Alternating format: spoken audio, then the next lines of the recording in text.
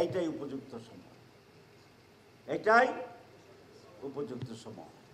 প্রত্যেক দিন সূরা নসর পড়বেন, বেরিয়ে যাবেন, মানুষকে দিনের দাওয়াত দেবেন, গিফট নিয়ে যাবেন, খাবার নিয়ে যাবেন, সেবা নিয়ে যাবেন।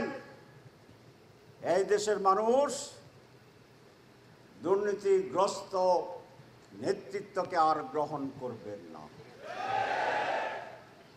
এই দেশের মানুষ লুটেরাদের আর গ্রহণ করবেন না। এই দেশের মানুষ কোন চরিত্রহীন মানুষকে আর গ্রহণ করবে না। অনেক শব্দই বলতে পারি না, সাংবাদিক বন্ধুরা এমনভাবে লিখে দিবেন, ঠিক আছে না? আমি ব্যক্তিগতভাবে ভাবতাম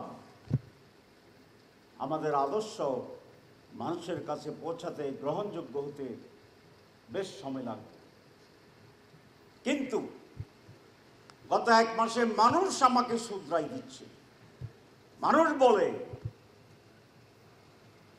যে আপনারা তো সৎ, বলে না আপনাদের 2 মন্ত্রী দুর্নীতি করে নাই, বলে না আর বাকিটা কি বলে না, ওটা বলতে চাই না। আপনারা বুঝছেন? ঠিক আছে, এটা কাজে লাগান। আমি সিটি আমিরকে একটা অনুরোধ করতে চাই,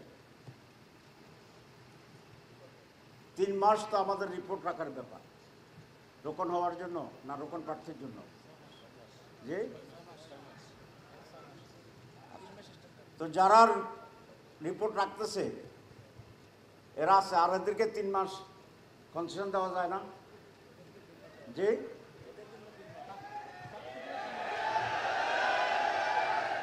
আচ্ছা শুনো, আমাদের কাছে এখন এত সুপারিশ আসে, আমি এমপি থেকে তার 10 ভাগের 1 ভাগ আসতো না। মানুষ মনে করে যে জামাত ইসলাম দেশ চালে, আসলে কথা ঠিক না, মনে করে মানুষে।